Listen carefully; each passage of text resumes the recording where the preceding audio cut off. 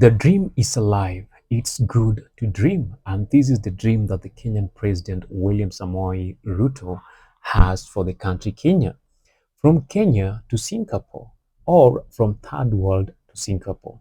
I believe everything is very much possible. There is nothing that is impossible if there is a commitment and a will, integrity, and no corruption to make it work. It's very much possible. One thing we should note is that Singapore did not become what it is because of the mega projects. Singapore became what it is because of the transparency and lack of corruption within the government of the day or the administration of the day. They were so transparent and willing to make Singapore look much better. The problem in Kenya, or number one problem in Kenya, is everyone wants to eat, and everyone that wants to eat in a bigger way. And that is why most of the projects and the funds that are allocated onto the projects that are happening in the country will be given a lot of money that is 3 times higher than what any other country has ever used in the same project. So the idea of Kenya emulating Singapore has been a recurring political theme since 1960s, when both nations faced similar post-colonial challenges like limited resources, poverty, and underdeveloped infrastructure. Singapore transformed from a low-income city state into one of the world's wealthiest nations through governance. Disciplined governance. That is what we had talked about. Anti-corruption measures, strategic investments. Kenya's leaders, including President William Ruto, has frequently referenced this model with recent promises of Singapore status economy, where ambitious infrastructure funds, affordable housing, and other reforms. We said this that Singapore did not become what it is because of the mega projects that they did. It became what it is because of the more transparent and corruption-less and best strategies for the same disciplined government. That and not just everyone wants to eat and they want to eat bigger, but everyone had a dream to make Singapore a much better country. That is from the leadership to the people, to the very citizens of Singapore. So we look at the current comparison in terms of economists between Kenya and Singapore. GDP per capita, there is in Kenya, we're at 2,500 USDs, and Singapore is at 90,256 USDs. That is world largest, highest in some ranking. GDP per capita, there is a 5,000 to 6,000 in Kenya. Singapore is at 130 to 156 USDs. Annual GDP growth, Kenya is at 4.5 to 5.3. That is projected for the year 2025. That is while Singapore is at 2.2 to 5%. That is a very mature economy. Then population-wise, Kenya is at 57 to 60 million, and Singapore is at that is 6 million.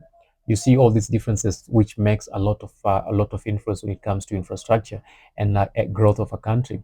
So Kenya has a lot of advantages, unlike Singapore, because Kenya has a very young population, very ambitious population, digital economy. There is M-Pesa that has ranked around, started in Kenya, and it's going all around the world, earning Kenya a lot of money, agriculture and tourism.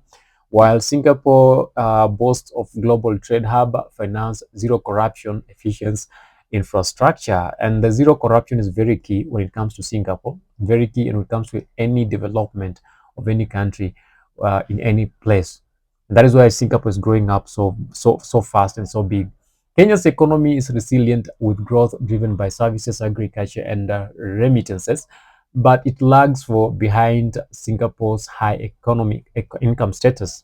Closing this gap will require sustained 7 to 8% annual growth for decades, far above current projections. Because the president has told us within a very short time he will have made this one happen. Maybe for 2 years or 20 years, this would be reality. So Kenya's Vision 2030, launched in 2008 by Kibaki, aims for middle income status by 2030 with pillars in economic transformation, infrastructure, and social goals. The current administration emphasizes On number one, affordable housing projects, there is a Mukuru slum development that has given 4,500 plus units that were handed over a few days ago. Akaisha, there is a Kenya shillings 5 trillion national infrastructure fund to finance roads, railways, energy, and ports. Then now we have privatization and deregulation to attract investments. Then digital and export promotion that will lead to more income in the country. Recent handovers of modern apartments and infrastructure bonds show tangible steps, but progress on Vision 2030 has been mixed. Many flagship projects remain incomplete, and the target here is approaching without full realization. We are almost in 2030, and we are yet to realize most of the flagship uh, investments that were to be made, with major challenges within the government of the day. While inspiration and Singapore reality is unlikely in the near term due to structural hurdles, corruption and governance, Singapore's zero tolerance approach to corruption contrasts with Kenya's present issues, which erode trust and divert resources from the projected programs to people's private pockets or projects. Scale and geography, Singapore is a small city-state port hub. Kenya is large, diverse, and landlocked in parts which with climate vulnerabilities, and that will really contribute on the issue of Kenya becoming like a Singapore within the stipulated time by the president of the country. Institutions and policy continuity. Singapore benefits from long-term merit-based planning. Kenya faces electoral cycles, fiscal deficits, and debt risks, high risk of distress. And this is the major thing that will affect the Kenyan Singapore dream, because Singapore doesn't have a term limit for presidents.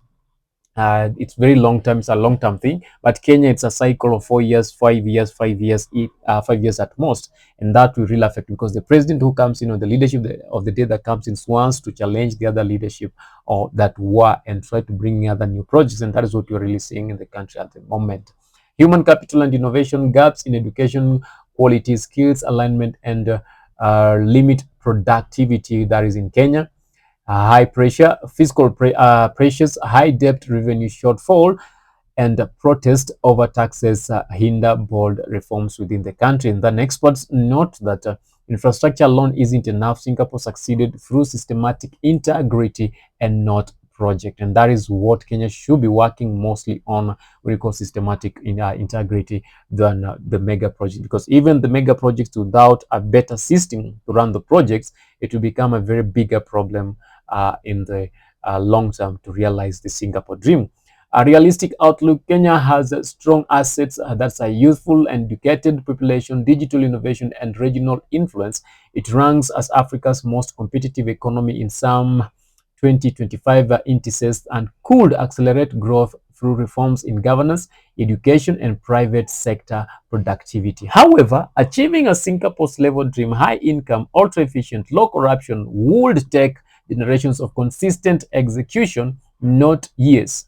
Current growth around 5% is a positive but insufficient for rapid convergence. The ambition inspires, but success depends on the addressing root issues like corruption and inequality, not just emulating models. Kenya has or can become a prosperous Africa leader, but the Singapore of Africa remains a long-term aspiration rather than a near reality to come true. That is the case. But the president of the day feels like he has what it calls for him to create Kenya, put Kenya onto a first world country from a third world country.